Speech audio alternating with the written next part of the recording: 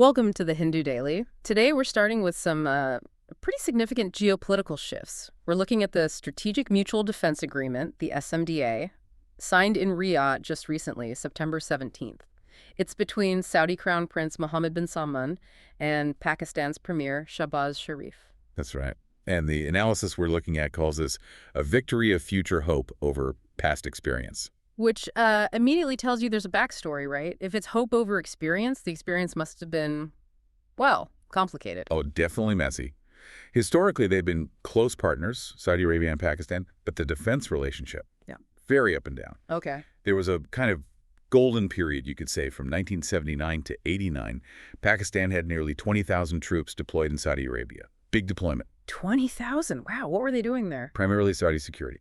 Protecting the royal family, key installations. It was a really crucial arrangement for Riyadh at the time. So if it was so crucial, why did it fall apart by 1990? Why did those 20,000 troops just back up and leave? It really boiled down to, well, issues of status and maybe dignity. The Saudi leadership apparently treated the Pakistani contingent a bit like paid Praetorian guards. Ouch. Not a flattering description. Not at all. And the Pakistani military leadership, they're used to being in command. They really bristled at being, quote, ordered around. Okay, so friction there. But was there a specific breaking point? The absolute deal breaker, operationally speaking, was the Saudi insistence that Shia troops be excluded from the Pakistani deployment. Wait, excluding Shia troops? Yes.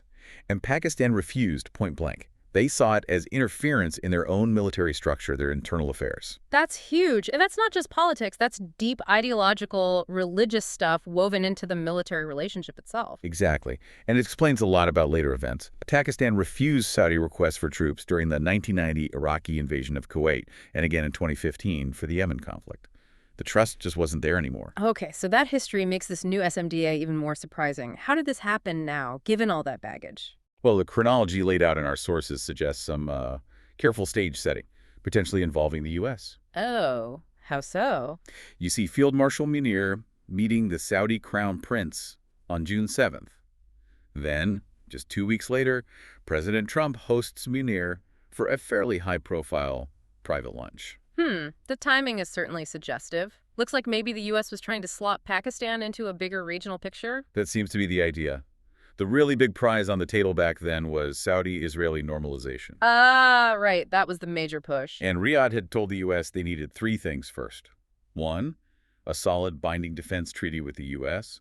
Two, access to nuclear tech. And three, the latest U.S. weapon systems. A big ask. And it was all carefully choreographed, you're saying? Delicate choreography, yes. But then, October 7th, 2023, the Hamas attack. And everything changed. The Gaza conflict just blew up the whole normalization track, didn't it? Completely. The political climate made it impossible for any Arab state to normalize with Israel at that point. So with normalization off the table, this SMDA with Pakistan, it becomes something else. Exactly. It sort of shifts from being a piece of that grander U.S.-led plan to being, as the analysis puts it, a distant consolation prize for Riyadh. A consolation prize, but maybe also a necessary one. Perhaps. Especially after that Israeli airstrike on the Hamas office in Doha, Qatar on September 9th. That really shook things up. Right, Doha. That's a GCC member, hosts the biggest U.S. base. How did that attack play out? It seriously damaged the credibility of U.S. security guarantees in Riyadh's eyes. Washington apparently knew about the attack beforehand. They knew. Admitted they were pre-informed, yes. But they didn't defend Qatar, just offered assurances it wouldn't happen again, which, didn't exactly inspire confidence. So if the U.S. can't or won't protect an ally hosting its main regional base, Saudi Arabia starts looking elsewhere. Precisely. Suddenly, Riyadh needs stronger, more immediate assurances. And Pakistan fits that bill. It's a declared nuclear state, remember. That's a significant factor, especially with the ongoing concerns about Iran's nuclear program. Okay, that makes strategic sense. But the analysis still concludes the SMDA is essentially for the optics. Why just optics? Well, it signals a few things. It signals strength, independence, from solely relying on the U.S., and critically, it's seen as a way to ensure Islamabad stays away from Tehran. Keep Pakistan aligned with Riyadh, not Iran. So it's partly about managing Iran. That seems key. But it's complicated. Pakistan also has strong ties with China, which could be an obstacle for, say, deep military integration with Saudi Arabia if it clashes with U.S. interests down the line. It's a complex balancing act. And that balancing act is even confirmed by an anonymous Saudi official quoted, right, saying they need to balance relations with both Pakistan and India, noting India is also a nuclear power. Exactly. So less about immediate troop deployments, more about strategic positioning and managing these very complex regional relationships. Okay, fascinating stuff. Let's shift gears now from those external alliances to internal governance, specifically looking at India. The piece argues India's welfare programs offer really valuable lessons for the global south on climate and health, even though India wasn't officially at the Big Brazil conference this year. Yeah, it's framed as a bit of a missed opportunity that India wasn't there, because the model is quite insightful. It's about connecting the dots, finding the climate and health co-benefits in programs that weren't explicitly designed as climate policies initially. Right. Can you give us some specific examples of that? Sure. Take PM Poshan, the big school nutrition program. By promoting millets, which are more climate resilient, need less water, they're tackling malnutrition and supporting sustainable agriculture at the same time. Okay, that's a clear link. What else? Swachh Bharat Abhiyan, the Clean India mission focused on sanitation and ending open defecation. Massive public health win, obviously, but also contributes to broader environmental sustainability. And the third one mentioned is the Ujjwala Yojana, right? The Clean Cooking Fuel Program, PMUI. Exactly. PMUI is a classic example. It gave millions of households access to LPG, cleaner fuel.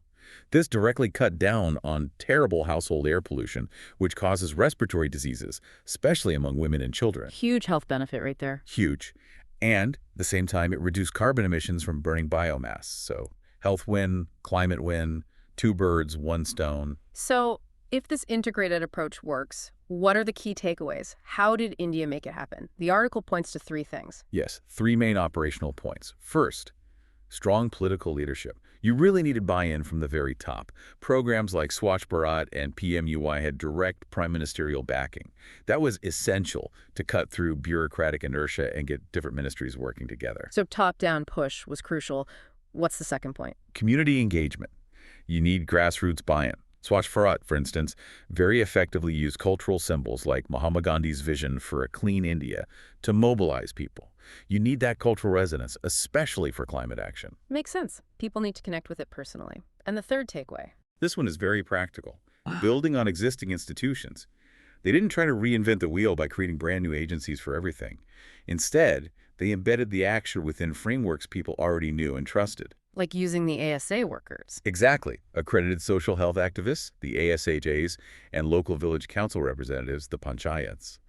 Leveraging those existing networks was much more effective. Oh, okay, so leadership, community, existing structures, but it can't be all smooth sailing. What are the challenges? Yeah, definitely challenges remain. Administrative silos are still a problem sometimes. And structural inequities persist. Like with PMUI, even with access to LPG, the high cost of refills can be a barrier, partly because of the business interests of oil companies. Right, the follow-through can be tricky. So how does the article suggest overcoming these hurdles? It proposes a governance framework. Yeah, a three-pillar framework to really embed this health-climate linkage. Pillar one is strategic prioritization.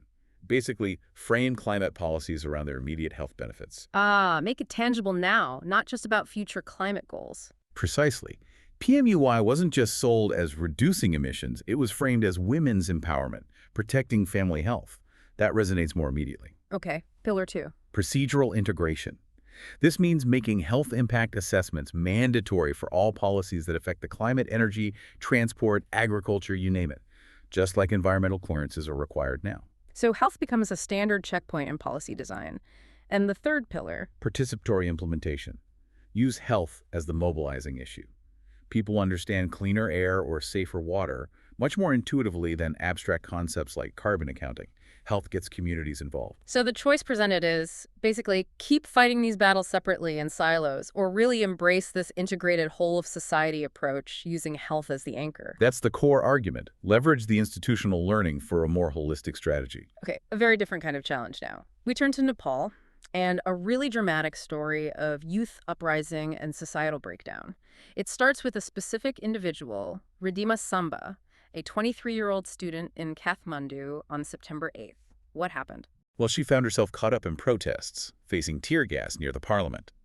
The immediate trigger for this eruption was a government decision just days earlier, on September 4th. What did the government do? The KP Sharma Oli government suddenly imposed a sweeping ban on 26 social media sites. We're talking X, Facebook, Instagram, major platforms, Wow, 26 sites banned just like that. just like that. And for Nepal's youth, particularly Gen Z, who live, organize, and express themselves online, this felt like a direct, brutal attack on their civic space. So they lost their digital space and took to the physical streets. They did. Initially, young people, many still in school or college uniforms, started gathering at Medikar Mandala. It's a well-known protest spot near the Supreme Court in Kathmandu. And were these initial protests peaceful? The initial calls were for peaceful demonstration against the ban, but things escalated dramatically. By the evening of September 8th, clashes with security forces turned deadly. 19 lives were lost. 19 dead. That's horrific. That must have just inflamed everything. It absolutely poured gasoline on a fire that was already smoldering. As one professor quoted in the piece said, "It was not a matter of if but when things would explode. There was this deep underlying rage building up for a long time." Rage about what specifically? What were the deeper causes beyond the social media ban? It comes down to massive failures in governance and the economy. Corruption is rampant. Nepal ranks really poorly, 107th on the global index. Youth unemployment is incredibly high, like 1 in 5 young people aged 15–24 are jobless. So no future, no opportunities. Exactly. And then, adding insult to injury, you had videos going viral of Nepo kids, the children of the political elite, just flaunting these incredibly lavish lifestyles, fancy cars, expensive parties, while everyone else is struggling. That contrast fueled immense frustration. And the political system offered no hope for change. It felt like total stagnation. Yeah. Since 2015, you basically had the same 3 politicians rotating power, Oli Deba Prachanda. Promises of reform were made, but nothing really changed on the ground. Oli in particular was seen as consolidating power, showing authoritarian tendencies, moving departments under the prime minister's office.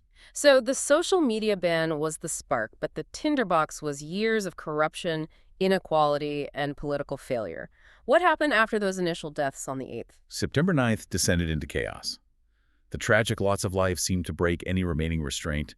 Protesters defied curfews. And the targets became symbols of the state. Yes. The Parliament building was burned down. The Supreme Court was set on fire.